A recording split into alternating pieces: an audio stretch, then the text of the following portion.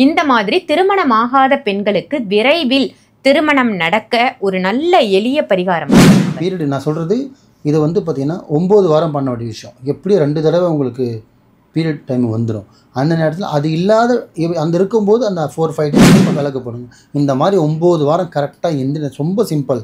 தண்ணியில் நான் சொன்ன 6 விஷயத்தை கலந்துட்டு குளிச்சுட்டு தலையை தோவிட்டு ஆனால் போய் ஸ்ட்ரைட்டாக கோவிலுக்கு போய்ட்டு நீயத்துனா வேண்டி ஒரு நல்லது பண்ண போகிறோம். வீட்டில் ஒரு விளக்கேற்றி வைக்க போகிறோம். ஸோ 100% நான் நம்பி பண்ணி கொடுப்பேன். டக்குன்னு முடிஞ்சிடும். இது ஒன்றும் கெடுதல் கிடையாது. லேட்டாக முடிகிறதுக்கு நல்ல விஷயம். ஈஸியாக முடியும்.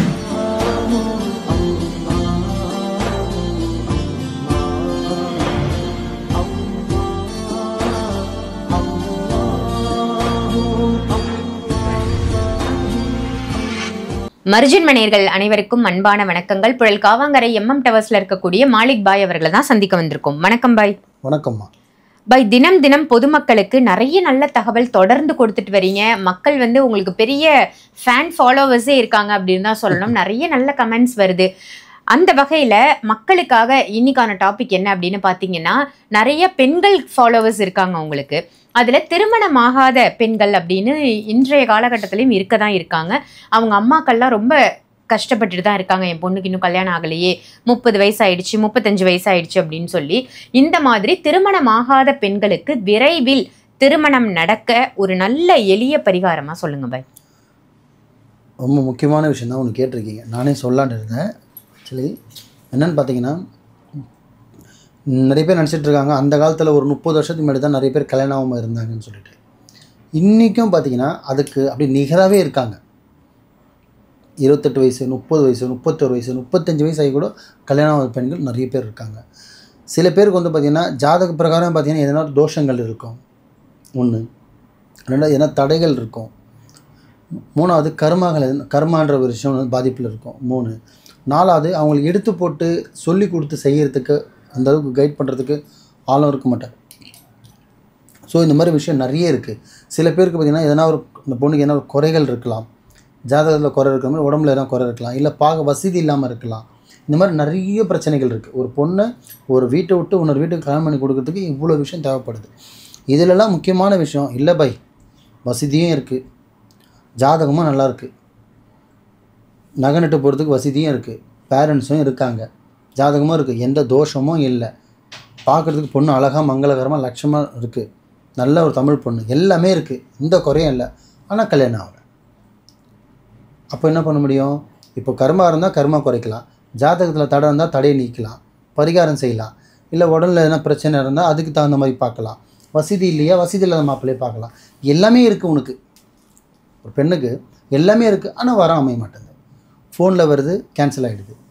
ஜாதகம் வரையும் போகுது, கேன்சல் ஆகிடுது. வீடு வரையும் வந்து பார்க்குறாங்க, கேன்சல் ஆகிடுது. மேரேஜ் வரையும் போகுது, கேன்சல் ஆகிடுது. தாலி ஏற மாட்டேங்குது. அப்படின்னு இந்த மாதிரி நிறைய கேஸ் வருது.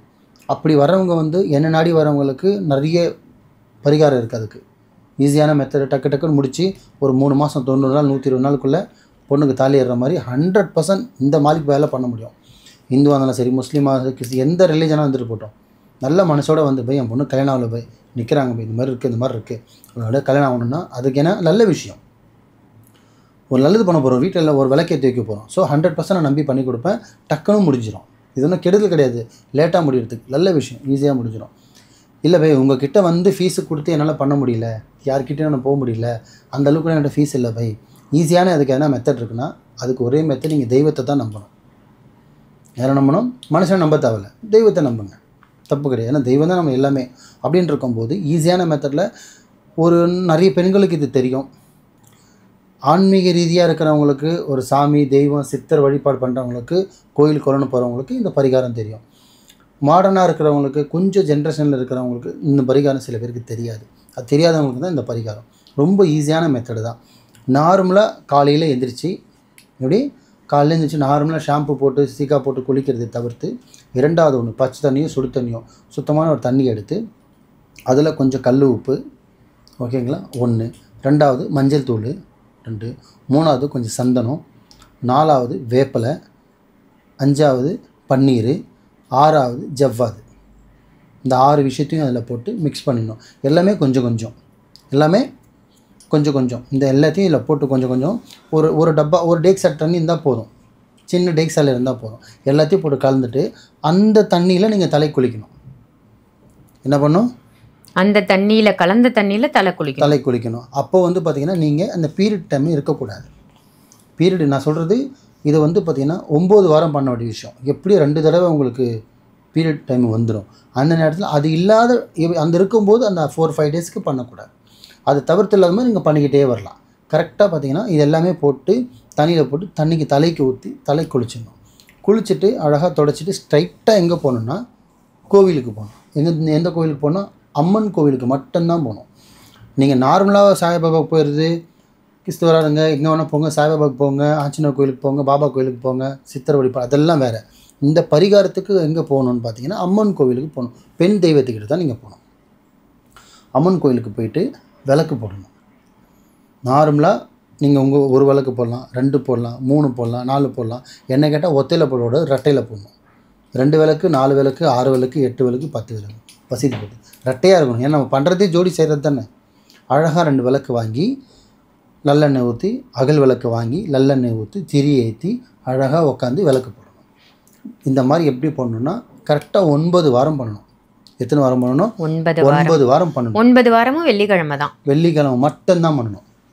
வெள்ளிக்கிழமை 12 விஷயந்தான் இது. இல்லை எனக்கு வேலைக்கிழமை எனக்கு பீரியட் ஆகிடுச்சுன்னா அதோடு விட்டுடுங்க.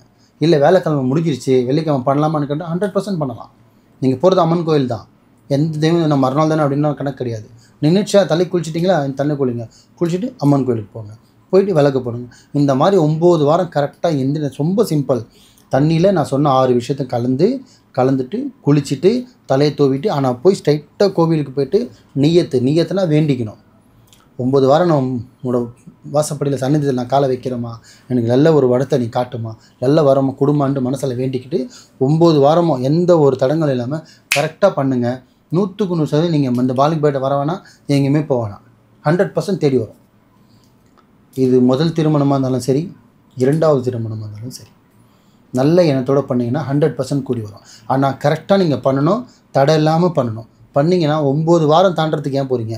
ஒரு 4 வாரம் தாண்டி வர 5வது வாரத்தில் சக்ஸஸ் தான். வரம் வந்துடும், உங்களை தேடியே வந்துடும். அம்மன் கோயிலுக்கு போகணும். குளிச்சுட்டு போகிறதுக்கு தான் இந்த விஷயம் தெளிவாக நான் சொல்லியிருக்கேன். இதை மட்டும் பெண்களுக்கு பண்ணி பாருங்கள். அம்மா இருந்து பொண்ணு கரெக்டாக கைட் பண்ணுங்கள். இல்லை பொண்ணுங்க நீங்களே கூட ட்ரை பண்ணி பாருங்கள். 100% ரிசல்ட் வரும். ஆனால் நம்பிக்கையோடு செய்யுங்க. ரொம்ப சூப்பரான தகவலாக கொடுத்தீங்க பாய். என்னென்னா 9 வாரம் விளக்கேற்றுறது அப்படிங்கிறது ஒரு எளிய பரிகாரம் தான். ஆனால் ஒரு பெரிய பிரச்சனையை தீர்க்கக்கூடிய எளிய பரிகாரமாக சொல்லியிருக்கீங்க. நல்ல ஒரு அற்புதமான தகவல், அதுவும் பெண்களுக்காக. நன்றி பாய். நன்றிம்மா.